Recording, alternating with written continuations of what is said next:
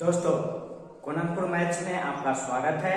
आज हम बताएंगे आपको 10th क्लास का केमिस्ट्री चैप्टर नंबर 1 रासायनिक अभिक्रिया एवं समीकरण।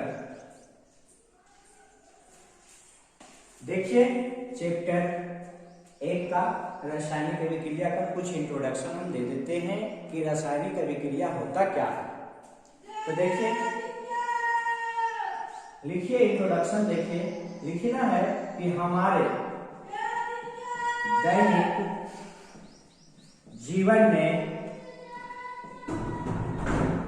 कुछ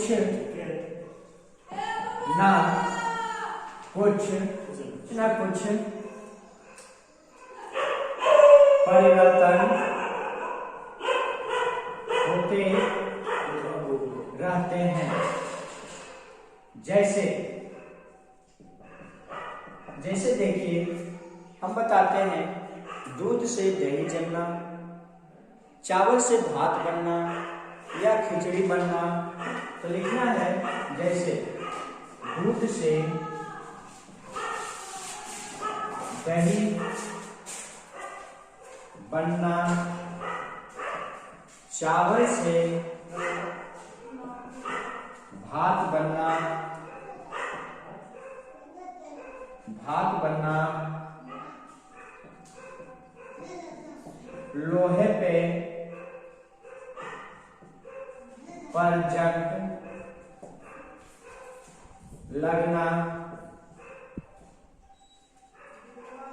लोहे पर जंग लगना, ये सब क्या है? कागज का जलना,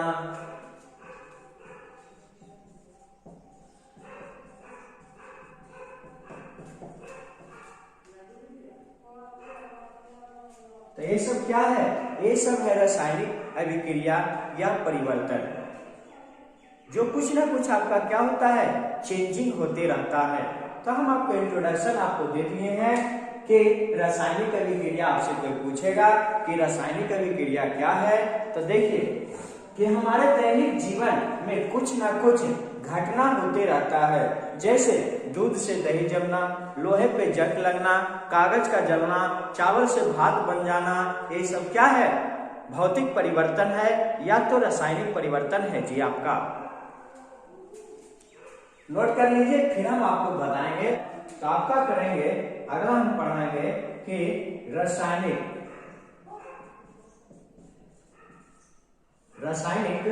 अभिक्रिया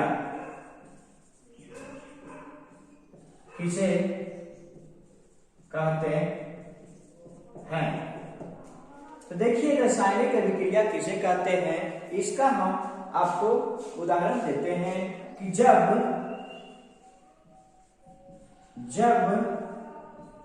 दो या दो से अधिक पदार्थ अब क्या हो सकता है? या तो तत्व होगा या तो यौगिक होगा। पदार्थ, तत्व या यौगिक किसी दूसरे पदार्थ से मिलकर नए पदार्थ का निर्माण करते हैं, तो उसे हम रासायनिक अभिक्रिया कहते हैं।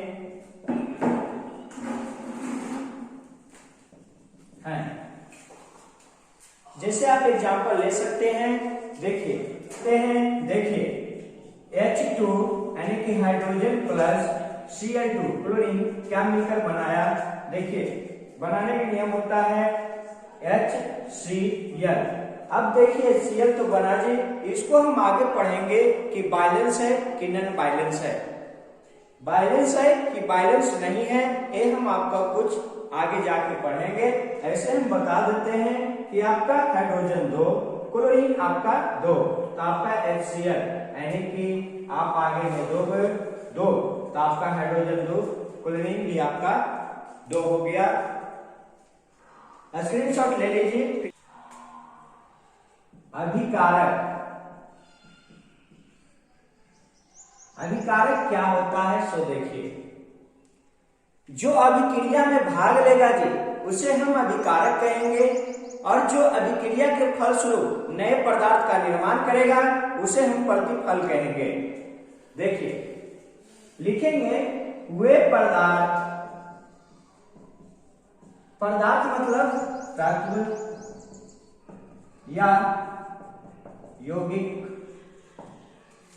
वे पदार्थ तत्व या यौगिक जो अभिक्रिया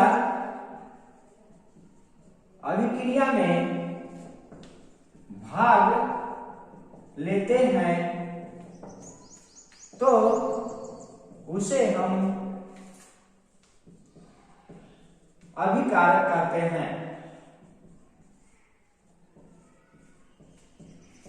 हैं।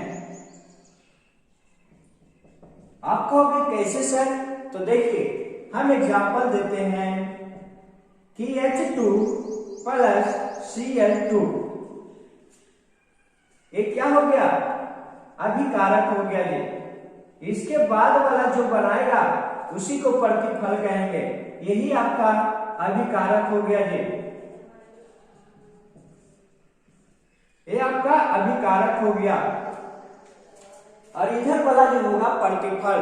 तो अभी अगला पॉइंट दीजिए प्रतिफल। प्रतिफल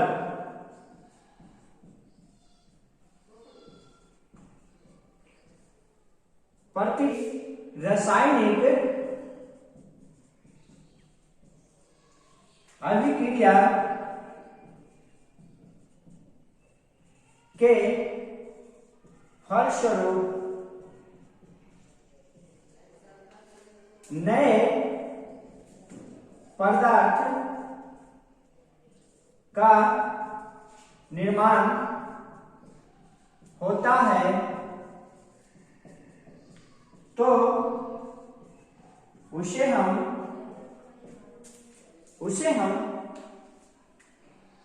प्रतिफल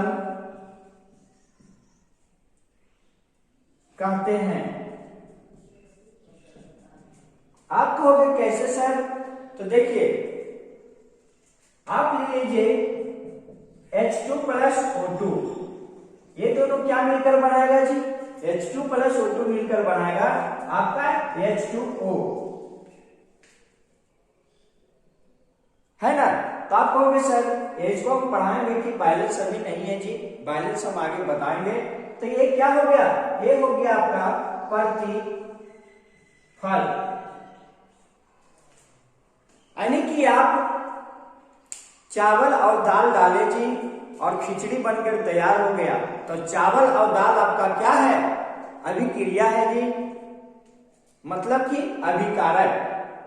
और जो खिचड़ी बना जी आपका वो क्या हो गया? प्रतिफल। आम भाषा में समझ गए जी, स्क्रीनशॉट ले लीजिए। आपकी रासायनिक अभिक्रिया की विशेषताएं। रासायनिक अभिक्रिया की विशेषताएं 4 यानी कि 5 पॉइंट होता है जी। हम एक एक करके आपको शेड्यूल से दिखा देते हैं जी, आप नोट करते जाइएगा। पहला होगा गैस की उत्पत्ति। गैस की उत्पत्ति। तो देखिए आपका है गैस की उत्पत्ति। तो लिखिएगा कि कुछ रासायनिक अभिक्रिया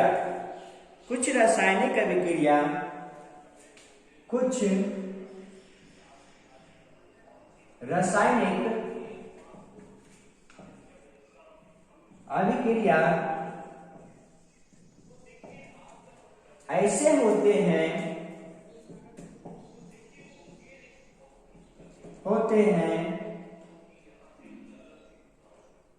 जिसमें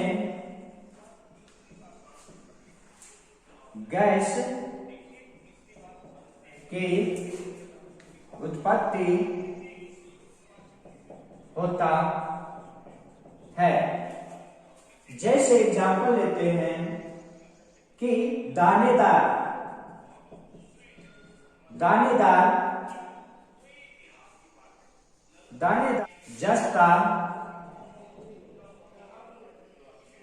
को तन्नु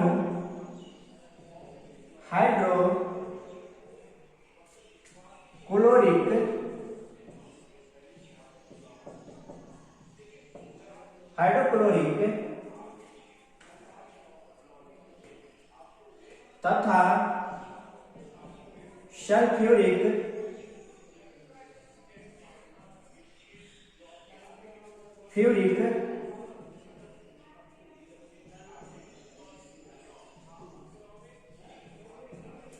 सल्फ्यूरिक हम आपको फॉर्मूला भी लिखने जा रहे हैं जी, ताकि आपको अगर हाइड्रोक्लोरिक हिंदी न समझ में आए तो आप देख लीजिए फॉर्मूला से। तो दानेदार जस्ता को जब तनु हाइड्रोक्लोरिक तथा सल्फ्यूरिक अम्ल के साथ अभिक्रिया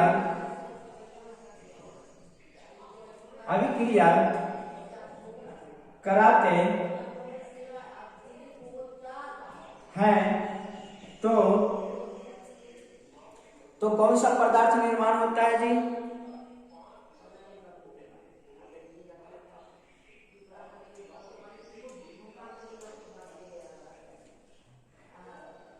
तो हाइड्रोजन गैस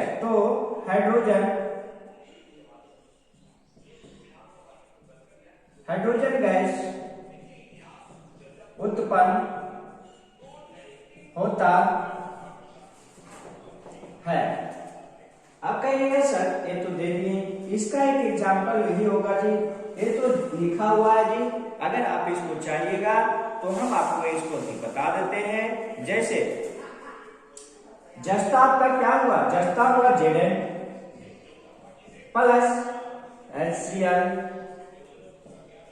को रिएक्शन करवाइएगा तो आपका क्या उत्पत्ति होगा जी? Zn। देखिए Zn जाएगा Cl के पास प्लस H2 गैस आपका अभिक्रिया उत्पत्ति कर देगा। चलिए समझ गए होंगे। Zn जस्ता होता है जी, HCl hydrochloric acid, H2 gas का उत्पत्ति किया जी। आप स्क्रीनशॉट ले लीजिए, फिर नेक्स्ट पॉइंट पे हम चलते हैं जी। दूसरा है आपका क्वेश्चन, अब क्षेपण का बनना किसमें है? ये रासायनिक अभिक्रिया की विशेषताओं में है जी। ये अवक्षेपण का बनना, ये कि कुछ रासायनिक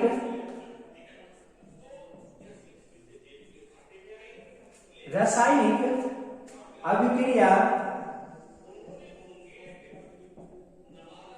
के पूर्ण हो जाने के बाद उसके पेंदी में कुछ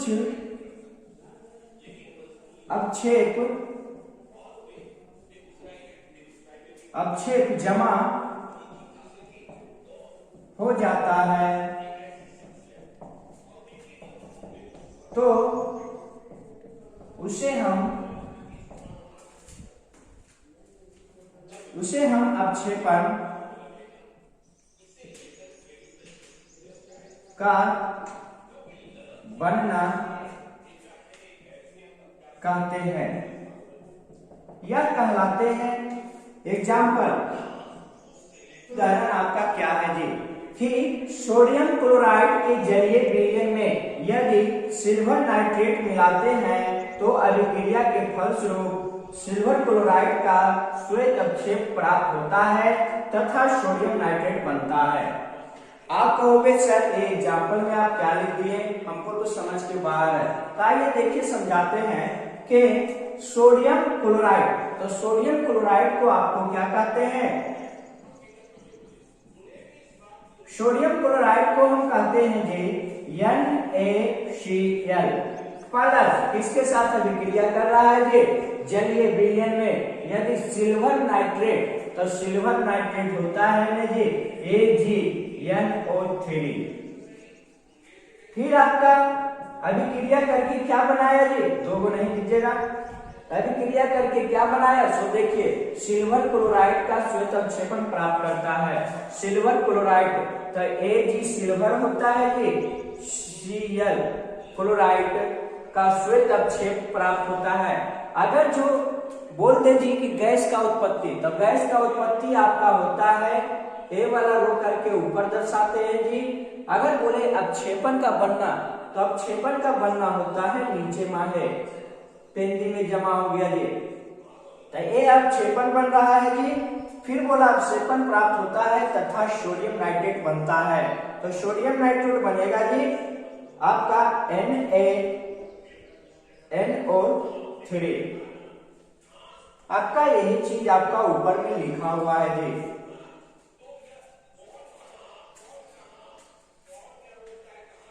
स्क्रीनशॉट ले लीजिए। अब तीसरा है आपका रंग में परिवर्तन। तो दोस्तों आपका है तीसरा रंग में परिवर्तन, तो हम लिख सकते हैं कि कुछ रासायनिक प्रक्रियाओं के बाद रंग में परिवर्तन आ जाता है, यह अपने रासायनिक अभिक्रिया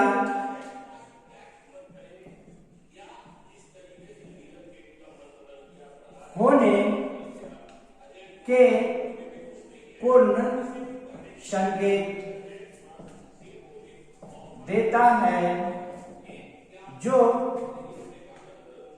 काफी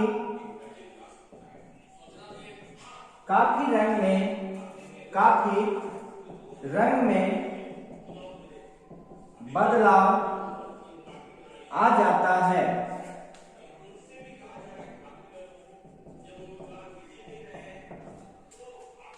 तो उसे हम रंग में परिवर्तन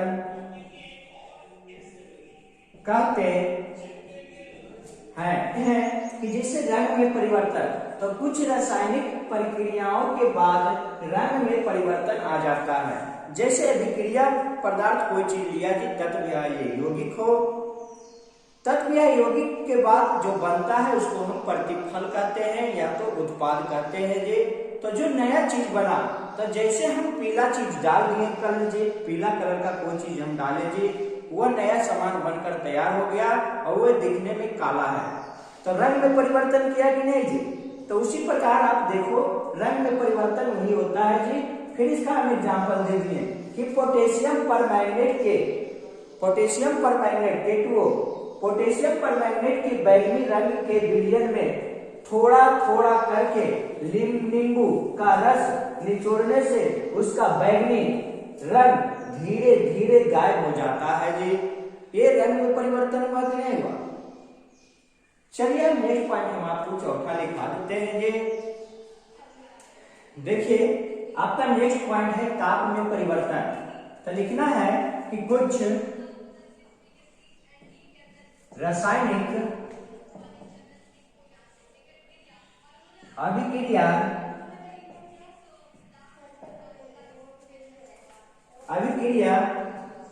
के फलस्वरूप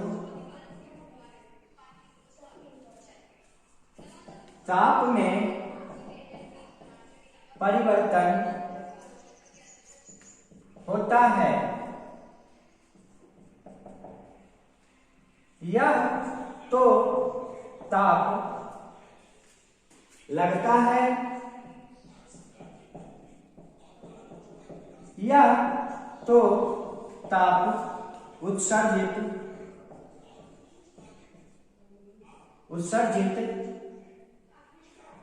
करता है तो उसे हम ताप में परिवर्तन कहते हैं। उदाहरण के लिए जैसे काली चूना के पत्थर पर अगर जल गिराया जाए तो काफी मात्रा में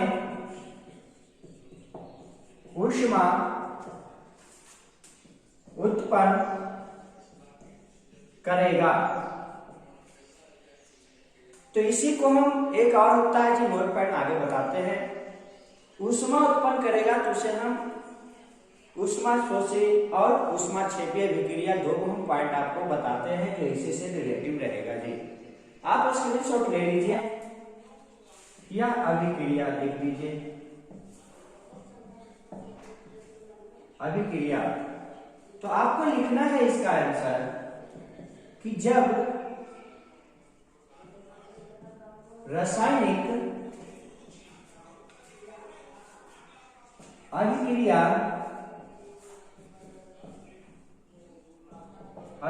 में ताप मतलब हीट, यानी कि हीट लगता है जब रासायनिक अभिक्रिया में जब रासायनिक अभिक्रिया को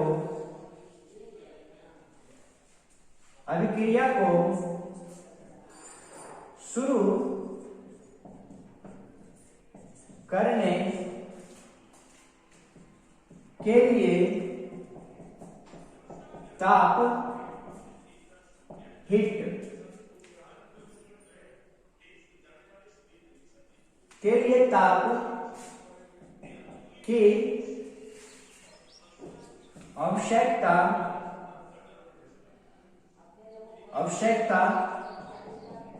होती है या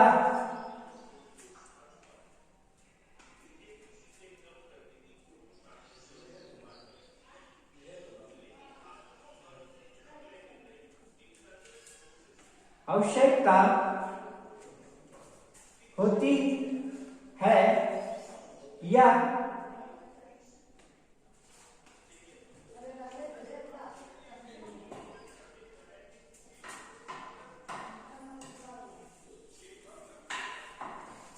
या अभिक्रिया में ऊष्मा का शोषण होता है तो उसे हम ऊष्मा शोषी अभिक्रिया कहते हैं।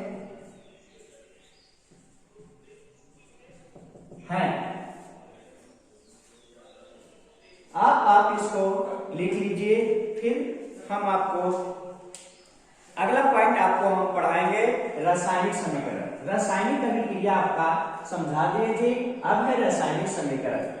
तब नेक्स्ट क्लास में हम आपको रासायनिक समीकरण बताएंगे पार्ट 2 में जी।